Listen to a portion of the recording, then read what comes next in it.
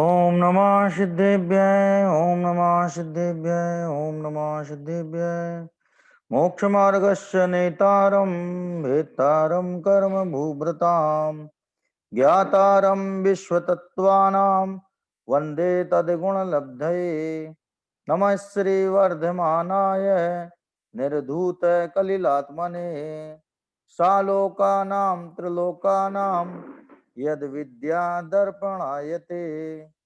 तज्जयति परम ज्योति समं समस्तैरनंत पर्यायै दर्पण तल इव सकला प्रतिफलति पदार्थ मालिका यत्र। तत्वार सूत्र है, अपर नाम मोक्ष शास्त्र। इसमें अपनी चर्चा जो है नयों के संदर्भ में चल रही थी। नयों का प्रकरण जो है श्रुत ज्ञान के विभाग के अंतर्गत आता है। दरअसल श्रुत ज्ञान के भेदों को ही नय कहते हैं। श्रुत विभागा नया, श्रुत विकल्पा नया है, ये सब नय की परिभाषाएं हैं। और वक्तुर अभिप्रायो नया, ज्ञातुर अभिप्रायो नया, माने नय जो है ज्ञान में भी होता है और वचनों में भी होता है।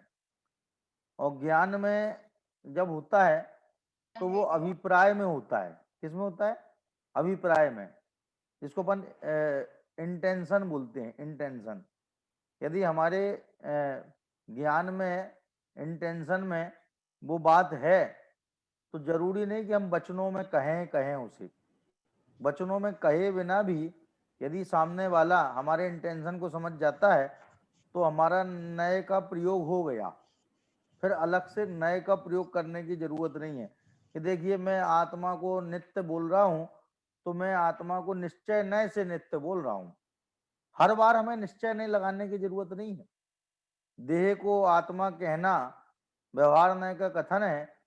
तो जब जब व्यवहार नय का ये कथन किया जाएगा तो जरूरी नहीं कि आचार्य व्यवहार नय शब्द का प्रयोग करें ही करें। लेकिन हम उनके चूंकि शिष्य हैं तो हम इस बात को भली भांति समझ लेते हैं कि आचार्यों के अभिप्राय में क्यों कौन सा नय चल रहा है। यदि वे आत्म तत्व को नित्य बताते हैं तो इसका मतलब द्रव्यार्थिक नय की मुख्यता से वे कथन कर रहे हैं। और यदि आत्म तत्व को अनित्य बताते हैं तो समझो पर्यायार्थिक नय की मुख्यता से कथन कर रहे हैं। यदि वे देह आत्मा को एक बताते हैं तो समझो व्यवहार नय की मुख्यता से, असद्भुत व्यवहार नय की मुख्यता से कह रहे हैं। और यदि देह आत्मा को भिन्न बताते हैं तो समझो निश्चय नय की मुख्यता से कथन कर रहे हैं। अब ये जरूरी नहीं है कि वे हर बार निश्चय नय, व्यवहार नय, द्रव्यार्थिक नय, पर्यायार्थिक नय ऐसे नाम ले लेकर के नयों के बारे में बताएं। ये जरूरी नहीं है, क्योंकि वक्तुर अभिप्रायो नया, वक्ता के अभिप्राय को नय कहते हैं। माने वक्ता के अभिप्राय से वो बात गायब नहीं होनी चाहिए, ये जरूरी है, लेकिन कहना जरूरी नहीं है। माने हर बार उस अपेक्षा को खोल खोल के बोलें। अब जैसे प्रवचनकार जो होते हैं, विद्वान लोग होते हैं, तो वो एक धारा प्रवाह कि भाई साहब प्रत्येक आत्मा नित्य है।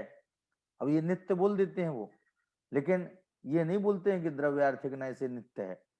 बोलते तो नित्य हैं, और प्रत्येक आत्मा नित्य नित्यात्मक स्वभावी है ऐसा भी बोलते हैं कि नित्य स्वभावी भी है, नित्य स्वभावी भी है। तो ये प्रमाण की अपेक्षा है। देखो अपेक्षाएं तीन होती हैं, एक द्रव्य की अपेक्षा, एक पर्याय की अपेक्षा और एक द्रव्य पर्याय की अपेक्षा। माने एक द्रव्यार्थिक नय रूप अपेक्षा, एक पर्यायार्थिक नय रूप अपेक्षा और एक प्रमाण अपेक्षा।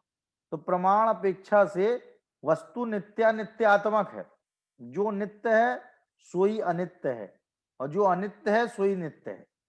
जो अनित्य है और जो नित्य है वो अलग अलग है ऐसा नहीं है।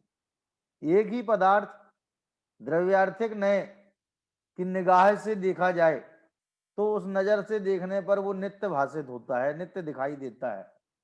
और जब उसी पदार्थ को पर्यायार्थिक नय की चक्षु से देखा जाता है, पर्यायार्थिक नय की निगाह से देखा जाता है, तो वो अनित्य भाषित होता है। लेकिन भाषित होने में नित्यता अनित्यता में क्रम पड़ सकता है। मैंने जब हमें नित्य भाषित हो रहा है तब अनित्य नहीं समझ में आ रहा है, और जब अनित्य भाषित हो रहा है तो नित्य नहीं समझ में आ रहा है। तो ये हमारी ज्ञान की विकलता हो सकती है, ज्ञान की कमी हो सकती है। लेकिन पदार्थ में नित्यात्मक धर्म एक साथ एक सत्ता में एक सी हैसियत के साथ मौजूद हैं। उसमें नित्य को बड़ा और अनित्य को छोटा ऐसा नहीं कह सकते। यानी साहब अनित्य धर्म तो छोटा सा धर्म है और नित्य धर्म बहुत बड़ा धर्म है। भाई साहब नित्य धर्म भी पूरे आत्मद्रव्य में फैला हुआ है, पसरा हुआ है, और अनित्य धर्म भी पूरे आत्मद्रव्य में फैला हुआ है, पसरा हुआ है। तो इस तरह से आचार्य जो है नयों का जो प्रयोग करते हैं, उन प्रयोगों में कई बार वे नए शब्द का प्रयोग नहीं करते, क्या अपेक्षा शब्द का प्रयोग करते हैं, कई बार दृष्टि शब्द का प्रयोग करते हैं, इस दृष्टि से देखा जाए तो, इस अपेक्षा से देखा जाए तो, और कई बार सीधे नयों का भी प्रयोग करते हैं। और भी बातें हो सकती हैं, शब्दांतर हो सकते हैं। और इस विधि से देखा जाए तो विधि माने नय हो गया, विधि माने अपेक्षा हो गई, क्या? तो इस तरह से हम यदि आचार्यों के वाक्यों में यदि नयों को टटोलने जाएंगे और पर्टिकुलर शब्द के साथ किसी नए को टटोलने जाएंगे, तो हो सकता है कि हमें लगे कि आचार्य निरपेक्ष कथन कर रहे हैं, लेकिन उनका हर कथन सापेक्ष है। इसलिए सापेक्ष है क्योंकि वे स्यादवादी हैं, और स्यादवादी होने की वजह से उनके अभिप्राय में नए तो समाहित रहता ही है, माने अपेक्षा तो लगी ही रहती है। अपेक्षा को खोलना और नहीं खोलना एक अलग बात है। कोई अपेक्षा को खोलते हैं, कोई नहीं भी खोलते हैं, लेकिन भले ही ना खोलते हों वे अपेक्षा को ना बताते हों, लेकिन बताओ उसमें वो अपेक्षा लगी रहती कि नहीं लगी रहती। अरे दुनियादारी में कितने प्रयोग अपन देखने में आते हैं, क्या ये कोई ऐसा व्यक्ति आ गया जो बहुत बड़ा जिसको बहुत बड़ी चटाई माने काफी देर तक वो अपना मगज खाली कर दे, ऐसा व्यक्ति आ गया घर में, क्या? और उसको यदि अपन थोड़ा सा और उसका आओ भगत या सत्कार वगैरह करेंगे, तो हो सकता है वो 1 घंटे का मूड लेके आया हो तो 2 घंटे बैठ जाए, क्या? तो घर वाली से कह दिया जाता है, क्यों चाय नहीं बनाओगी क्या, चाय नहीं बनाओगी क्या? तो हमने किस पे जोर दिया, नहीं बनाओगी क्या? तो घरवाली भी समझती है इनके लिए चाय नहीं बनाना है, यदि ये चाय बना देंगे तो 1 घंटे की जगह 2 घंटे बैठ जाएंगे। तो कह लेंगे आज तो दूध ही वाला नहीं आया सुबह से, क्या? कहने का आशय क्या है कि वहां पर हम अपेक्षाओं को समझने में बहुत ही पारंगत और निष्णात होते हैं, परायण होते हैं। वहां हम अपेक्षाओं का बिल्कुल स्मूथली प्रयोग करते हैं, और वे अपेक्षाएं सामने वाले को समझ में आती हैं, और उसमें कहीं कोई अड़चन या दिक्कत पेश नहीं आती है। लेकिन धर्म के क्षेत्र में जब हम आते हैं तो हमें नए जो है नया चक्कर लगता है। क्या लगता है? नए क्या लगता है? नए चक्र। नए चक्र को लोगों ने नया चक्कर बना दिया है।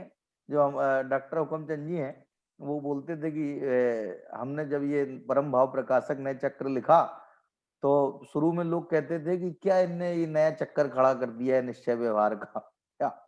माने जो लोग नहीं समझते थे तो वे इसे नया चक्कर के रूप में इसका उपहास उड़ाते थे। जबकि ये नए चक्र है, चक्र माने तो समूह, नयों के समूह को नए चक्र कहते हैं, नयों के समूह को नए चक्र कहते हैं। और इस नए चक्र को समझे बिना भव चक्र से पार नहीं हो सकते अपन। भवों के समूह से पार होना है तो नए चक्र को समझना बहुत जरूरी है। क्योंकि यदि हम आचार्यों की लिखावट नहीं समझेंगे, ये लिखावट है, लिखने का तरीका, क्या? जैसे किसी व्यक्ति की हमें लिखावट नहीं समझ में आती है, जैसे डॉक्टर जो प्रिस्क्रिप्शंस लिखते हैं उसमें क्या समझ में आती है कि क्या लिखा है, लेकिन केमिस्ट को जो जाके देते हैं तो उसके तो 1 सेकंड में ऐसा अवधि ज्ञान, मन परिज्ञान, केवल ज्ञान सब हो जाता है उसको एक बार में ही। क्या बताएं हैं, जिसके लिए हम माथा मारते रहे बहुत देर से कि क्या लिखा है, क्या लिखा है, क्यों? और हमें कुछ समझ में नहीं आया, और केमिस्ट की फटाफट समझ में आ गया। तो बताओ वो डॉक्टर की अपेक्षा समझता है कि नहीं समझता है अच्छी तरह से? लिखावट को पहचानता नहीं पहचानता। तो हमें यदि आचार्यों की लिखावट पहचाननी है तो उसका सही तरीका ये है कि हम उनके अभिप्राय माने उनके अभिप्राय में मौजूद नयों को समझें, अपेक्षा को समझें। इसलिए आप देखो पूरा का पूरा एक सूत्र, और ये समझ लो कुंद कुंद आचार्य के पट्ट शिष्य थे उमा स्वामी महाराज, और इनके एक एक सूत्र पर एक एक शास्त्र का निर्माण हो सकता है। क्या हो सकता है? एक एक सूत्र पर एक एक शास्त्र का निर्माण हो सकता है। और यही वजह है कि इतने संक्षिप्त वाक्यमय ये जो सूत्र हैं, उमा स्वामी महाराज ने क्या लिखा कि साहब ये एक तत्वा सूत्र ग्रंथ लिखा है, लेकिन भाई साहब जो एक तत्वा सूत्र ग्रंथ लिखा है ना, इस पे इतनी टीकाएं हो गई, इतनी व्याख्याएं हो गई, इतनी टिप्पणियां हो गई, इतनी हिंदी इतनी संस्कृत टीकाएं, क्या इतने भाष्य, इतने वार्तिक, क्या इस पर लिखे गए हैं, इतनी पीएचडी डॉक्टरेट की उपाधि इस पे प्राप्त हुई है कि जितनी किसी और ग्रंथ में नहीं। तो आप समझ सकते हैं कि ये पंडित जी, ग्रंथ, हाँ जी नहीं बताइए। वो सर्वार्थ सिद्धि उपाय में 7वें और 8वें नंबर का जो सूत्र है, हाँ हाँ मार्गनास्थान, और जो है उसके ऊपर तो बहुत बड़ा उसके ऊपर टीका लिखी है, हाँ, बहुत बड़ी टीका है वो बहुत तो। बड़ी टीका है, उसमें बहुत उसको विस्तार है। उसको उसका हाँ, उसका प्रवचन क्या है, 6 महीने लगेंगे समझने के लिए। हाँ हाँ बिल्कुल बिल्कुल। अपन जैसे मान लो यदि यदि उसको भी ले लें तो हो सकता है 5-10 साल में पहला अध्याय पूरा हो अपना, क्या आप समझे बात को।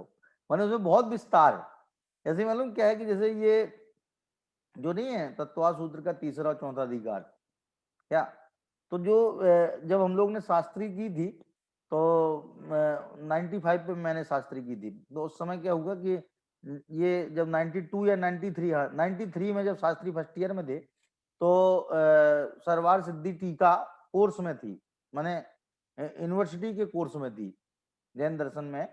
जैन दर्शन के अंतर्गत जो शास्त्री होती है उसके अंतर्गत जो है इसमें सरवार सिद्धि की टीका थी, लेकिन उसमें तीसरा चौथा अध्याय नहीं था। क्या नहीं था? तीसरा चौथा अध्याय नहीं था। और जो आप बता रहे हो 8वां सूत्र है, सत्संख्या क्षेत्र स्पर्शन कालांतर भावाल बहुत्वैश्च, इसका विस्तार नहीं था। मैंने पहले से ही हम लोगों को ये बात कह दी गई थी कि भाई साहब इसका विस्तार आपके नहीं आएगा आपकी परीक्षा में, इसका इस 8वें सूत्र का विस्तार नहीं आएगा और तीसरा चौथा अध्याय आपके नहीं आएगा। क्या माने ये इतने विस्तृत हैं दोनों के दोनों कि इनका विस्तार यदि किया जाए तो काफी दिन तक ये चीज चल सकती है। आचार्य ने तो बहुत विस्तार से लिखा है इन चीजों को। तो अपन तो जो है प्रयोजन भूत विषय जो है ये नयों का वर्णन है, इस संदर्भ में चर्चा कर रहे हैं कि भाई ये जो नए हैं ये नए वस्तु को समझने के साधन है। और यावद वस्तु धर्मा तावन नया, क्या मतलब जितने वस्तु के धर्म हैं, जितने वस्तु के धर्म हैं उतने नए हैं। जितने वस्तु के धर्म हैं, तो कह लें कितने वस्तु के धर्म है, वस्तु के धर्म कितने हैं, तो कह लें वस्तु में धर्म अनंत है। धर्म माने गुण, धर्म माने क्या? गुण। तो कह रहे अनंत गुणात्मक वस्तु है। और यदि एक गुण को कहने वाला एक नय है तो अनंत गुणों को कहने वाले कितने नए होंगे? अनंत नए नहीं हो जाएंगे। तो यावद वस्तु धर्म यावद वस्तु विकल्प तावन नया, कि जितने वस्तु के भेद हैं, धर्म रूप भेद हैं, उतने नए हैं। और ये इस तरह से देखा जाए तो नयों का विस्तार बहुत है, लेकिन आचार्यों ने जो है इस विस्तार को भी वर्गीकृत किया है, जिसमें मूल नय जो है आगम के मूल नय कहलाते हैं द्रव्यार्थिक नय, पर्यायार्थिक नय, और अध्यात्म के मूल नय कहलाते हैं निश्चय नय, व्यवहार नय। तो आप सोच रहे हो कि ये आगम और अध्यात्म तो हो गया, पर सिद्धांत कहाँ चला गया? क्या तो आगम माने सिद्धांत, आगम जो है सिद्धांत का पर्यायवाची है। तो कह रहे सिद्धांत के मूल नय कौन से हैं? द्रव्यार्थिक नय, पर्यायार्थिक नय। और उसमें जो अध्यात्म एक छोटा सा हिस्सा है आगम का, परमागम। परमागम कहां से निकला है? आगम में से निकला है कि परमागम में से आगम निकला है कि आगम में से परमागम निकला है? अब नहीं समझ आई। पाकिस्तान में से भारत निकला कि भारत में से आगम में से परमागम निकला है? आगम में से परमागम निकला है। पाकिस्तान से भारत नहीं निकला है, भारत से पाकिस्तान निकला है, ठीक है ना। तो आगम में से परमागम निकला है। तो ये जो अध्यात्म है तो परमागम है, ये तो अध्यात्म का एक बहुत आगम का बहुत छोटा हिस्सा है। तो मूल नय है द्रव्यार्थिक नय, पर्यायार्थिक नय। यही वजह है कि तत्वार सूत्र के सूत्र में उन्होंने निश्चय नय, व्यवहार नय की मुख्यता से कथन नहीं किया, उन्होंने कथन किया द्रव्यार्थिक नय और पर्यायार्थिक नय की मुख्यता से। तो ये जो अपन 7 नय पढ़ रहे हैं, ये 7 नय में 3 नय प्रारंभ के 3 नय ये द्रव्यार्थिक नय के भेद के हैं। काय के भेद हैं ये? द्रव्यार्थिक नय के भेद हैं। और ऋजु सूत्र नय, शब्द नय, समभिरूढ़ नय और एवं भूत नय, ये 4 नय पर्यायार्थिक नय के भेद हैं। माने ये 4 नय पर्याय को विषय बनाते हैं, इसलिए पर्यायार्थिक नय कहलाते हैं। और प्रारंभ के 3 नय, नैगम, संग्रह, व्यवहार, ये 3 नय जो है द्रव्य को विषय बनाते हैं, इसलिए इनको द्रव्यार्थिक नय कहते हैं। अब बताओ, द्रव्यार्थिक नय के भेद में भी एक व्यवहार नय है। सोचो, माने एक निश्चय नय और व्यवहार नय तो अलग है ही, वो व्यवहार अलग है, और यहाँ जो है ये व्यवहार अलग है। वो वाला व्यवहार जो है ना, वो तो भेद को अभेद करता है। कौन? भेद को अभेद करता है। और यहाँ जो व्यवहार है वो वहां तक भेद करता चला जाएगा जहां तक भेद करना संभव है। पुद्गल के भेद करना चालू करेगा तो परमाणु तक लेकर के जाएगा, क्योंकि परमाणु के साथ भेद नहीं हो सकता क्या, तो वहां तक ये भेद करेगा जहां तक भेद संभव है। और नैगम नय क्या है? नैगम नय जो है कि वो संकल्प मात्र को ग्रहण करता है। संकल्प मात्र ग्राही नैगमो, क्या न एकम गमयति इति नैगमा, ऐसी भी परिभाषा मिलती, न एकम गमयति इति नैगमा, जो एक को नहीं जानता है बल्कि भूत को भी जानता है, वर्तमान को भी जानता है और भविष्य को भी जानता है, उसका नाम क्या है? नैगम नय। माने ऐसा ना, जैसे अपन कहें कि भाई आज भगवान महावीर का मोक्ष हुआ। क्या कहा अपन ने? दीपावली के दिन ये कहा कि आज भगवान महावीर का मोक्ष हुआ। तो वो कहने लगा कि यार तुमने जगाया ही नहीं हमें, बिल्कुल हम लेट हो गए, तुम टाइम पे जगा देते हम भी देख लेते कैसे मोक्ष हुआ उनका। क्यों? तो कहले नहीं, आज मोक्ष हुआ का मतलब ये कि आज ही के दिन हुआ था। है ये जो है कितने वर्ष पहले, 2500 कितने वर्ष पहले जो है भगवान महावीर का निर्वाण हुआ था। ठीक है, तो वो भूतकाल की बात को खींच करके वर्तमान में ले आना, ये भूत नैगम नय है। ये कथन सही है, यहाँ बिल्कुल सही है, भूत नैगम नय से सही है। क्या? भूतकाल के तीर्थंकरों की प्रतिमाओं को विराजमान करना, तो भूत नैगम नय से उनके बारे में कथन किया जाएगा कि ये हमारे तीर्थंकर हैं, जबकि पहले भूतकाल में हो गए। अब तो देखा जाए भगवान महावीर भी भूतकाल में हो चुके हैं, लेकिन भगवान महावीर की प्रतिमा विराजमान करके कहना कि हमारे वर्तमान तीर्थंकर हैं, तो हम कैसे करें वर्तमान तीर्थंकर? भी तो सिद्ध हो गई, और सिद्धों को हम कैसे तीर्थंकर कह रहे हैं? जो सिद्ध हो चुके हैं वे तीर्थंकर कहाँ रहे अब भी, लेकिन हम उन्हें भूत नैगम नय से तीर्थंकर कह रहे हैं, क्योंकि भूतकाल में वे तीर्थंकर थे। क्या? इसी प्रकार से भावी नैगम नय भी होता है। भावी नैगम नय क्या है? भविष्य के संकल्प को ग्रहण करके, जैसे कोई भविष्य में तीर्थंकर होने वाला है, अभी बाल है, अभी बालक है, लेकिन इसी भविष्य में, इसी मनुष्य भाव में तीर्थंकर पद को प्राप्त करने वाला है, तो उसे बाल तीर्थंकर नाम दे दिया। क्या नाम दे दिया? बाल तीर्थंकर।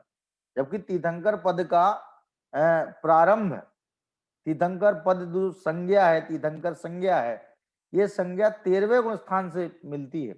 13वें गुण स्थान के पहले कोई तीर्थंकर नहीं है। 13वें गुण स्थान में जब तीर्थंकर नाम कर्म की प्रकृति का उदय आता है, तो उस प्रकृति के उदय आने की वजह से उस व्यक्तित्व को तीर्थंकर उपाधि प्राप्त होती है। क्या? लेकिन वर्तमान में तीर्थंकर कहना, भविष्य में देख करके ये भविष्य में तीर्थंकर होने वाले हैं, तो वर्तमान में उन्हें तीर्थंकर कह देना, ये भावी नैगम नय। और एक तत्काल निष्पन्न होने वाले कार्य, जैसे उदाहरण दिया कि ओदनम पचामी, कि कोई व्यक्ति जो है जंगल में लकड़ियां काटने जा रहा था, तो रास्ते में उसका कोई मित्र मिला, तो उसने पूछा क्वा गच्छसि त्वम, क्वा गच्छसि तुम, कि तुम कहाँ जा रहे हो? तो वो बोलता है कि ओदनम पचाम्य हम। क्या बोला? ओदनम पचाम्य हम, मैं भात पका रहा हूं। क्या बोला उसने? मैं भात पका रहा हूं। तो ये कुल्हाड़ा हाथ कंधे पर सवार है, कुल्हाड़ा कंधे पर लेकर के, कुल्हाड़ी कंधे पर लेकर के तुम जा रहे हो हैं, और बोल रहे हो क्या कि मैं भात पका रहा हूँ? तो कहने उसका संकल्प ये है कि वो वहां से लकड़ी काट के लाएगा, चूल्हा जलाएगा, पतीला चढ़ाएगा, पानी डाल करके भगोने में जो है भात पकाएगा। क्या? तो उस संकल्प को, भविष्य के संकल्प को वर्तमान में खींच के ले आना, ये कहलाता है वर्तमान नैगम नय। ऐसे 3 नैगम नय हो गए हैं। इसलिए जो ना एकम गमयति इति नैगमा, जो एक को नहीं जानता बल्कि तीनों को जानता है, इसलिए नैगम नय सबसे बड़ा नय है। अच्छा, दूसरी बात, एक तो ये बात हो गई नैगम के संदर्भ में। दूसरी बात ये है कि देखो सारे नय जितने हैं, बाकी 6 नय नैगम को छोड़ करके, ये 6 ही के 6 नय केवल सत को विषय करते हैं। किसको विषय करते हैं? सत को विषय करते हैं। लेकिन नैगम नय सत और असत दोनों को विषय करता है। सत को भी जानता है, सत को भी जानता है। माने असत पदार्थ को भी नैगम नय स्वीकार करता है। क्या माने कोई चीज बाहर में नहीं है लेकिन ज्ञान में बनी, काय में बनी? ज्ञान में बनी। ये कार्टूनिस्ट जो होते हैं ना, कार्टून का निर्माण करते हैं, तो उनने जो है किसी नेताजी का तो सिर लगा दिया है और गधे का धड़ लगा दिया है। क्या किया है? गधे का तो धड़ लगा दिया है और नेताजी का सिर लगा दिया है। क्या उन्होंने, कोई नेताजी ने ऐसी गलती कर दी कि जनता के आक्रोश को व्यक्त करने के लिए है, जनता के विरुद्ध कोई नियम पारित करवा दिया क्या, तो उस आक्रोश को व्यक्त करने के लिए उन्होंने क्या किया, गधे के धड़ में नेताजी का सर फिट करके उसको प्रकाशन करा दिया। अब कोई पूछे कि साहब वो ऐसा गधा है क्या जिसके आदमी जैसा सिर होता है? ऐसा कोई गधा है क्या जिसके कोई आदमी जैसा सिर होता है? माने बाकी तो पूरा गधा होता है वो, लेकिन सिर आदमी जैसा होता है। तो कहले हाँ होता है ना। कहले वो अपने नेताजी तो हैं, तो वो ऐसे ही तो है वो। तो कहले ये ऐसा तो नहीं है वो। कहले नहीं, ऐसे ज्ञान में तो बने ना लोगों की, लोगों ने उनमें गधे पने की स्थापना तो की है ना। तो उस ज्ञानगत गधे को कौन ग्रहण करेगा? बाहर के गधे को तो सब जान लेंगे, लेकिन उस ज्ञान में आए हुए गधे को ग्रहण करने वाला कौन सा नय है? तो वो नैगम नय है। माने असत को भी ग्रहण करने वाला, जो सत को तो ग्रहण करे ही करे, इसमें कोई डाउट नहीं है, लेकिन जो असत को भी ग्रहण करे उसका नाम क्या है? नैगम नय। इसलिए कहते हैं ना एकम गम्यति, माने जो सत को तो ग्रहण करता ही है, असत को भी ग्रहण करता है। काल की अपेक्षा भूत भविष्य वर्तमान को ग्रहण करता है, पदार्थ की अपेक्षा जो है सत को ग्रहण करता है, असत को ग्रहण करता है, और कोई ना असत को ग्रहण नहीं करता। तो बताओ बाकी सब ने इससे छोटे हो गए कि नहीं हो गए? जिसने सारे सत को समेट लिया, सत बोलते साथ ही विश्व का कौन सा ऐसा द्रव्य जो छूट गया? ये सारे आ गए, सब सत्ता संपन्न है, सब अस्तित्व संपन्न है, इसलिए सत बोलने सारे आ गए। लेकिन असत को भी जो ग्रहण करे, माने ज्ञानगत जो पदार्थ हैं, जो बुद्धिगत जो पदार्थ हैं, उनको भी जो ग्रहण करे, क्या उसका नाम है नैगम नय। जैसे जितनी असत कल्पनाएं हैं, कैसी जितनी असत कल्पनाएं हैं, उन सारी असत कल्पनाओं को नैगम नय स्वीकार करता है। नैगम नय से ये बात सही है। जैसे उस दिन बताई थी ना आप लोगों की, वही पृथ्वी कहाँ पे स्थित है कि साहब वो पृथ्वी शेषनाग जी के फण पे स्थित है। शेषनाग जी कहाँ पे हैं कि वो सब कछुए की पूंछ पे बैठे हैं, और कछुआ कहाँ है कि समुद्र में है। तो वो भूकंप क्यों आया कि सब वो समुद्र हिला तो कछुआ भी हिल गया, और शेषनाग जी भी हिल गए तो पृथ्वी भी हिल गई। तो कहने ये बात सही है, कहने हाँ नैगम नय से सही है। कैसे सही है? क्योंकि असत को भी नैगम नय विषय करता है। किसको विषय करता है? माने अज्ञानियों के ज्ञान में ये बात आई है क्या, इस अपेक्षा से इस बात को सही कहा जा रहा है। माने नैगम नय इसको बताइए। आत्मा आत्मा पे घटित कर सकते हैं नैगम नय को? नैगम नय को आत्मा पे कैसे घटित करेंगे? हाँ, पूछ रहा हूँ नहीं मैं। कर सकते ना।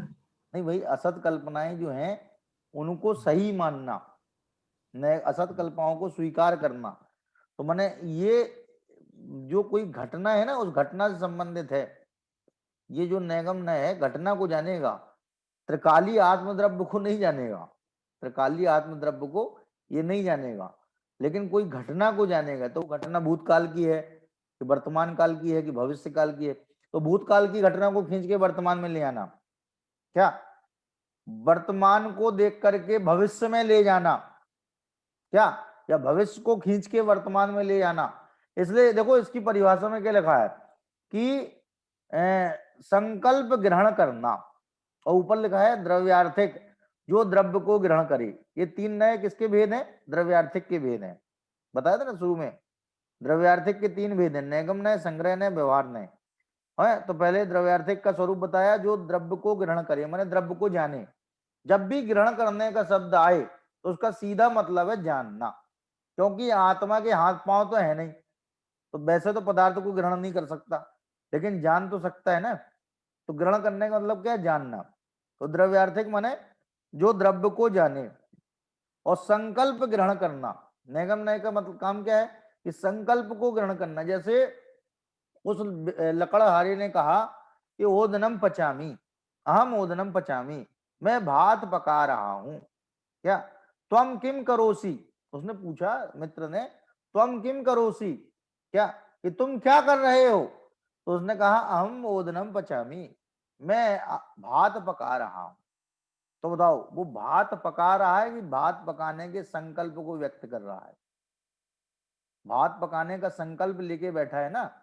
और संकल्प को ही वर्तमान में क्रियान्वित रूप में पेश करना, जैसे उसका संकल्प है वो, लेकिन कह रहा है कि मैं भात पका रहा हूं, क्रिया नहीं है उस समय, भात पकाने की क्रिया नहीं है, लेकिन भात पकाने का संकल्प पूरा है। तो संकल्प को क्रियात्मक रूप में पेश करने का काम यदि किसी का है तो वो नैगम नय का है। माने आचार्य ये कहना चाहते हैं कि उसका ये कथन जो है गलत नहीं है, नैगम नय से सही है। कैसे सही है? नैगम नय से ये कथन सही है। और यही कथन क्यों, कितने ही सारे कथन ऐसे होते हैं कि हम दैनंदिनी कार्यों में उन कथनों का प्रयोग करते हैं, लेकिन वे नैगम नय से सही माने जाते हैं। हमें मालूम नहीं कि हम नैगम नय का प्रयोग कर रहे हैं, हमें ये नहीं पता कि हम नैगम नय का प्रयोग कर रहे हैं, लेकिन प्रयोग जो करते हैं वो नयों का ही प्रयोग करते हैं। माने नयात्मक ही दुनिया है। दुनिया में एक निश्चय नय चलता है और एक व्यवहार नय चलता है। व्यवहार नय कहता है किसी के यहाँ जाए तो व्यवहार नय कहता है कि भाई साहब आइए आइए आइए, बैठिए बैठिए बैठिए, अरे कोई तकल्लुफ मत कीजिए, इसे आप अपना ही घर समझिए। तो आप क्या कर रहे हैं यहाँ पे? आप जाइए, हमने अपना समझ लिया। तो मैंने वहां व्यवहार में जो है वो अपनी बात को पेश कर रहा है, उस व्यवहार को कहने वाला और सुनने वाला बखूबी समझ रहे हैं कि ये सिर्फ व्यवहार की भाषा है, यहां से हम टूटी झाड़ू भी नहीं ले जा सकते हैं। क्या कहने का आशय क्या है कि व्यवहार में जिस तरह से अपने कार्य को प्रतिपादित करता है, उसी प्रकार संकल्प के भी तरह तरह के प्रयोग होते हैं। क्या तो नया साल आता है तो संकल्प लेते हैं, क्या या मैं ये करने जा रहा हूं, वो भी शुरू नहीं किया उसने, लेकिन कह रहा है करने जा रहा हूं, इस साल से मैं ये काम करने जा रहा हूं। हो सकता है उस साल में वो काम होए ही ना उसके द्वारा, लेकिन उसके संकल्प में चूंकि ये बात आ गई, इस साल से मैं ये काम करने जा रहा हूं। तो बताओ, उस संकल्प को सत्य रूप में ग्रहण करने वाला नय है, उसका नाम है नैगम नय। क्या नाम है? नैगम नय। जैसे उदाहरण में दिया इसमें, ईंधन और जल आदि के लाने में लगे हुए, कि कोई ईंधन लेने गया, मैंने लकड़ी लेने गया, हाँ, जल आदि को लेने में गया है, तो कह रहे उसमें लगे हुए पुरुष का कहना कि मैं भात पका रहा हूं। क्या? अहम ओदनम पचामी, मैं भात पका रहा हूं। तंदुल और ओदन में क्या अंतर है? तंदुल में और ओदन में क्या अंतर है? हाँ जी बताइए अजय जी, तंदुल शब्द में और ओदन शब्द में क्या अंतर है? तंदुल और पंडित जी ओ- दूसरा क्या है? ओदन ओदन उदन नहीं मालूम, तंदुल तो अपना ओदन ओदन बोल रहा हूँ, उदन नहीं बोल रहा हूँ, ओदन। नहीं, उदन पता नहीं पंडित जी। ओदन सुना नहीं कभी। है ओदन नहीं सुना? अच्छा, तंदुल सुना है? उदक चावल। चंदन, उदक हाँ। चंदन तंदुल पुष्प कई, चरु सुदीप सुधूप फलार्घ कई, धवल मंगल गान रवा कुले, जिन ग्रहे जिन नाथ महम यजे। ये तो पंक्ति सुनी होगी ना? है तंदुल, तंदुल बोलते हैं चावल को, कच्चे चावलों का नाम है तंदुल, और पके हुए चावल का नाम है ओदन। क्या? अब देखो ये कथन कितना गलत है। क्या? जैसे मान लो हम चक्की वाले के पास में गए और हमने कहा भैया आटा पीस दो। क्या बोला उससे हमने? कि भैया आटा पीस दो। तो उसने हमसे कहा कि तुम आटा लाई क्यों पीसने के लिए? आटा तो खुद ही पिसे हुए को बोलते हैं। तो उसको पीसने की क्या जरूरत है? कई बार तो लोग यहाँ तक बोलते थे भैया चक्की पीस देना, तो कहते चक्की पीस देंगे तो हम खाएंगे क्या फिर? तो कहने का आशय क्या है, गेहूं पीसने की जगह हम कहते थे चक्की पीस दो, आटा पीस दो, क्यों? तो आटे को क्या पीसना है? तो कह रहे ओदनम पचामी, मैं ओदन माने भात पका रहा हूं। अरे पके हुए कोई भात कहते हैं? तो पके हुए को क्या पका रहे हो तुम? जब पका हुआ तुम्हारे पास पहले से ही है तो उसको क्या पका रहे हो? लेकिन वहां संकल्प है, वो कथन गलत नहीं है। इसलिए गलत नहीं है कि वो भात पकाने के संकल्प को लेकर के बैठा है और ये कह रहा है कि मैं भात पका रहा हूं। क्या काम कर रहे हो? कि भात पका रहा हूं। मैंने उसका जो लक्ष्य है ना, उस लक्ष्य की मुख्यता से वो कथन कर रहा है। तो भविष्य में जो कि निष्पन्न भविष्य है, कौन सा भविष्य? एक तो दूर भविष्य है, दूरान-दूर भविष्य, उसको तो भावी नैगम्य में ले लिया। और जो निष्पन्न भविष्य है, तत्काल निष्पन्न आसन्न भविष्य है, उस आसन्न भविष्य को लिया है वर्तमान नैगम्य में। माने वर्तमान नैगम्य का विषय आसन्न भविष्य है और दूरान-दूर भविष्य जो है वो भावी नैगम्य का विषय है और भूतकाल वो काय का विषय है? भूत नैगम्य का विषय है। तो नैगम्य 3 प्रकार के हो गए, भूत नैगम्य, वर्तमान नैगम्य और भावी नैगम्य। तो ये जो उदाहरण इनने दिया है वर्तमान नैगम्य का दिया है, ये संकल्प को समझाना है ना। तो इनने जो है संकल्प को समझाने के लिए कहा कि मैं भात पका रहा हूं, माने थोड़ी देर के अंदर वो भात पकाने वाला है, क्योंकि उसने ईंधन भी इकट्ठा कर लिया है, पानी भी इकट्ठा कर लिया है और वो भात पकाने जा रहा है। इसलिए उसका ये कथन संकल्प की अपेक्षा से बिल्कुल गलत नहीं है, बिल्कुल सही है कि वो भात पका रहा है, क्योंकि उसके संकल्प में भात पकाना है। तो ये नैगम्य हो गया। अब दूसरा नय है संग्रह नय। क्या? संग्रहाती इति संग्रह, जो संग्रह करने का काम करे। और संग्रह जो है वो कई तरह से होता है। क्या? वस्तुओं का संग्रह होता है, वस्तुओं का संग्रह होता है, व्यक्तियों का संग्रह होता है। क्या? भाषा की अपेक्षा संग्रह होता है, वेशभूषा की अपेक्षा संग्रह होता है। एक सी वेशभूषा वाले तो उनका एक अलग संग्रह हो गया, एक सी भाषा वाले उनका एक अलग संग्रह हो गया है। एक से दिखने वाले माने चेहरे मोहरे जिनके एक से दिखाई देते हो, जैसे मान लो अपन लोगों के चेहरे मोहरे अलग टाइप के दिखते हैं, और चीनियों के देखो अपन को सब एक से नजर आते हैं। बिल्कुल चीनी लोग कैसे नजर आते हैं? सब एक से नजर आते हैं। नाम भी उनके चिन पिंग सुंग सुंग सुंग सब इसी में खत्म हो जाएंगे। नाम 10-15 ले लो, उसी में पूरे हो जाएंगे। क्यों? पंडित जी इसको कैटेगरी भी बोल सकते हैं, कैटेगराइज करना। कैटेगरी ये बिल्कुल शब्द आपने अप्रोप्रिएट लिया है। कैटेगरी का मतलब होता है कि उसका वर्गीकरण, कि जो वर्गीकरण करता है, तरह तरह की अपेक्षाओं से वर्गीकरण करता है। तो सबसे बड़े वर्गीकरण का नाम है सत। सत क्या है? जैसे सत ये शुद्ध संग्रहण का विषय है। 2 प्रकार की संग्रहण है, शुद्ध संग्रहण और अशुद्ध संग्रहण। कौन कौन से हो गए? शुद्ध संग्रहण, अशुद्ध संग्रहण। तो जो समस्त वस्तुओं को एक साथ ग्रहण कर ले उसका नाम है शुद्ध संग्रहण। और जो समस्त वस्तुओं को एक साथ ग्रहण न करके पर्टिकुलर कुछ खास वस्तुओं को ग्रहण करे, बाकी को छोड़ दे, उसका नाम है अशुद्ध संग्रहण। जैसे अपन ने बोला सत, तो सत बोलने से सारे पदार्थ आ गए, जीव अजीव जितने थे सबके सब आ गए कि नहीं आ गए? सत बोलने से जीव भी सत है, पुद्गल भी सत है, धर्म धर्म आकाश काल सब सत हैं, तो सारे पदार्थ आ गए। तो ये शुद्ध संग्रहण हो गया। सत शब्द कौन सा हो गया? शुद्ध संग्रहण का विषय है। और अपन बोले जीव, तो भाई साहब सारे पुद्गल छूट गए हैं, सारा आकाश छूट गया, धर्म धर्म काल ये छूट गए। किसमें? जीव शब्द बोलने में। और खाली बोला जीव तो सारे जीव छूट गए। माने जो किसी पर्टिकुलर को तो ग्रहण करे और उसके अलावा जो दूसरे पदार्थ हैं उनको छोड़ दे, तो उसके छोड़ देना ही उसकी अशुद्धता है। चलिए इसमें साहब अशुद्धता क्या हो गई? उसने सबको ग्रहण कर लिया तो शुद्धता हो गई, और कुछ को छोड़ दिया कुछ को लिया तो ये उसकी अशुद्धता हो गई। तो कहने भाई साहब ये शुद्धता का मतलब है सभी को ग्रहण करना, और अशुद्धता का मतलब क्या है? कुछ को ग्रहण करना कुछ को छोड़ देना। तो अशुद्ध संग्रहण जो है वो पर्टिकुलर जाति विशेष द्रव्यों को ही ग्रहण करता है। जीव जाति के जितने द्रव्य हैं वो सब किसमें आ गए? अशुद्ध संग्रह में। अच्छा, शुद्ध संग्रहणय का तो कोई भेद नहीं है। अब देखो अशुद्ध संग्रहणय के कितने भेद बनेंगे। देखो पंचेंद्रीय जीव, अब जीव के अंदर चलो तो कहले पंचेंद्रीय जीव, तो सारे पंचेंद्रीय आ गए, जितने 4 इंद्रिय थे वे छूट गए। अब पंचेंद्रिय में भी 2 भेद हैं अशुद्ध संग्रहणय में। ये अशुद्ध संग्रहणय का विषय है संगी पंचेंद्रीय जीव। तो कौन कौन से आएंगे कि संगी पंचेंद्रीय मनुष्य, देव, नारकी और त्रियंच, यही आएंगे बस।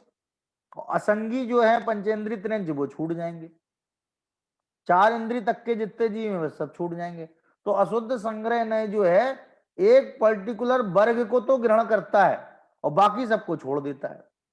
और जबकि संग्रहणय जो है, शुद्ध संग्रहणय, वो एक बार में ही सबको ग्रहण कर लेता है, एक बार में ही सबको ग्रहण कर लेता है। जैसे उदाहरण ने शुद्ध संग्रहणय का दिया है, सत द्रव्य है, सत है द्रव्य है, सारे द्रव्य हो गए सत। तो इसमें परिभाषा में लिखा है जाति के विरोध बिना, जाति के विरोध बिना समस्त पदार्थों को इकट्ठा ग्रहण करना।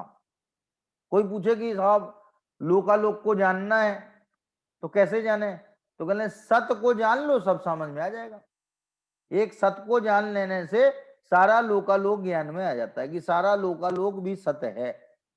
क्या है सारा लोकालोक? सत रूप है, द्रव्य रूप है। तो यदि सत को जान लिया तो संपूर्ण का ग्रहण हो गया कि नहीं हो गया? इसको केवल ज्ञान में ले सकते पंडित जी? किसको? ये नए को संग्रह नहीं, केवल सत ज्ञान वाला में तो जो नए है। नहीं होते। देखो जी, केवल ज्ञान में नए नहीं होते हैं, नए होते श्रुत ज्ञान में केवल। देखो नए जो है वो एक बार में पूरा नहीं जानते हैं। किसको? एक बार में पूरा नहीं जानते हैं। अब जैसे संग्रहणय की बात करें तो संग्रहणय को शुद्ध संग्रहणय कह रहे हैं, लेकिन इसने असत को तो छोड़ दिया तब भी, इसलिए तो सेकंड नंबर पे है। संग्रहणय जो है सेकंड नंबर पे है। सबसे पहला सबसे बड़ा नय नैगम नय है, इसने सत असत दोनों को ग्रहण किया, लेकिन इसने असत को छोड़ दिया। तो वो शुद्ध संग्रहणय ने भी केवल सत को ग्रहण किया है, असत को छोड़ दिया है। ठीक है।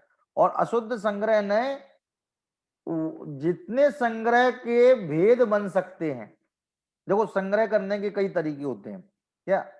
जैसे कई लोग जो है माचिस के ऊपर का जो हिस्सा होता है बचपन में वो इकट्ठा करते थे क्या, तरह तरह की माचिस है, याद होगा जिसने, अजय जी ने की है लगता है माचिस जो मैं भी करता था पहले।